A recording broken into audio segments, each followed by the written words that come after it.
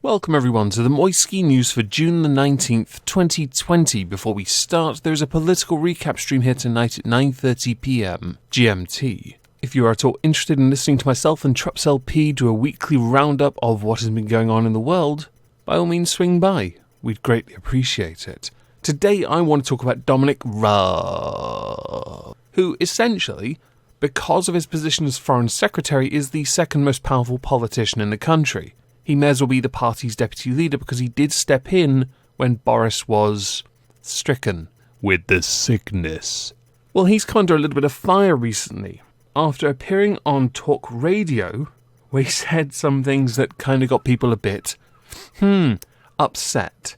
I can't imagine why, but then again, when a politician you disagree with says something, we must get offended. So what did Dominic Raab say? I would play the video clip, but I have a feeling it would get copyright claimed.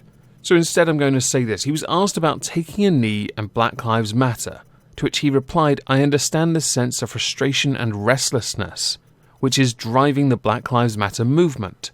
I've got to say on this taking the knee thing, which I don't know, maybe it's got a broader history, but seems to be taken from Game of Thrones. It feels to me like a symbol of subjugation and subordination rather than one of liberation and emancipation. But I understand people feel differently about it, so it's a matter of personal choice. Going on to say, I take the knee for two people, the Queen and the Missus, when I asked her to marry me. Adding, by the way, she disputes that. I'm sure I did, but we'd obviously had too much champagne at the time, but I'm certain I did.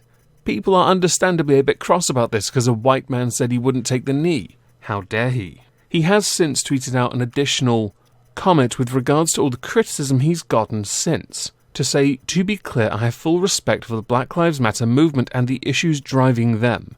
If people wish to take a knee, that's their choice and I respect it.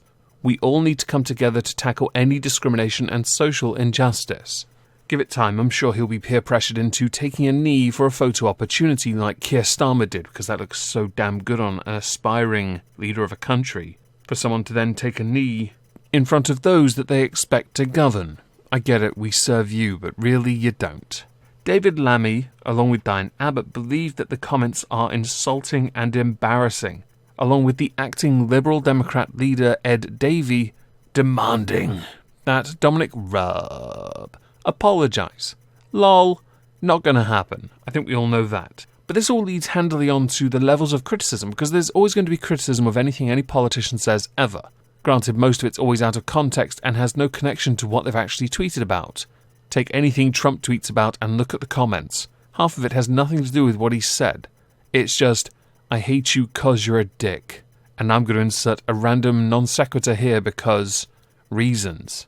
Well, one of them was a bit spicy. The quote comes from Tanguy Dodo, who apparently coaches young people in a football club at a Chelmsford youth centre, where he tweeted, I don't know if I can read the tweet. Okay, I'll read most of it. Dominic Raab is a mosquito, and his wife should be gang... I'm not finishing that sentence. It's only one word, 4 letters. Vape, replace the V with an R? Sure. Because of this, the Gallywood Football Club have had to issue a statement, because they've received a fair amount of criticism as well for him being under their employment. But in their statement, they have cleared up that he hasn't worked for them for years. So he just hasn't updated his Twitter profile in some time, something which you won't know for certain since he's gone to lock down his profile because he's so brave and strong he can stand by his words by locking his Twitter account. Aren't you the brave one, Tanguy Dodo? The problem with this tweet, the problem with anyone who takes it that far, is that they're always going to be picked up on first, and it will lend credence to the belief that MPs need to be further insulated with more laws to protect them from criticism, which is a really annoying little habit MPs have at the moment where I've been insulted, I must claim misogyny, I must claim, and then insert any other one if you like, I don't care. You're a public servant, you are our bish. People believe that the empty gesture of taking a knee somehow achieves something that could give the racial equality that many believe they want, need, crave and deserve. Obviously, I believe in absolute equality of no lives matter, when in truth, it is nothing more than a vapid symbol of hollow intent that does nothing to further the causes of racial equality. And quite frankly, I think taking a knee, while some have said it comes from the Kaepernick incident, you can be sure he damn well got it from Game of Thrones.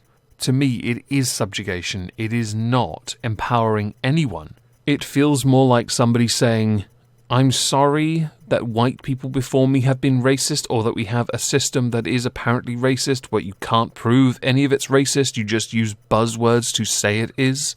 What happens after someone takes a knee?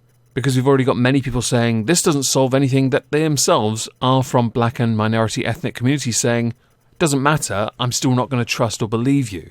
And of course going further to say, I don't care that you're doing this, because we'll never be as good as you. Because you'll always be, as long as you exist, racist. Which is an unacceptable mentality.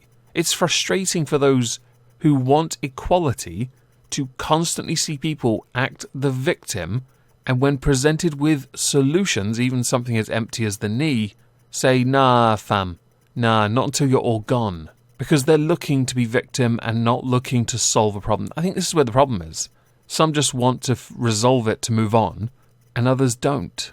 It sounds and reminds me an awful lot like people who just want to live a certain way because that's all they know, and that's tragic. I tend to take the side of Dominic Raab on this, taking the knee, just for the Queen, to be honest. I don't care about the wife part, but certainly I think it's an empty gesture. Ripped off from a TV show, or ripped off from anywhere else actually, when you think about where it actually comes from in our own history. British history has a lot of people taking a knee for royalty, and it is subjugation. I could be wrong, though I'm sure some historian or internet historian is going to correct me. By all means do so. I think it's well established I don't mind the criticism, but I do tend to think there is nothing wrong with having a differing opinion, and MPs pouncing on an empty gesture that doesn't actually achieve anything to make it seem like a grand point of, but it's fighting racism, when it's doing absolutely nothing. It cucks out the police, and I believe footballers too. If I don't see you tonight for the political recap stream, have a cracking weekend.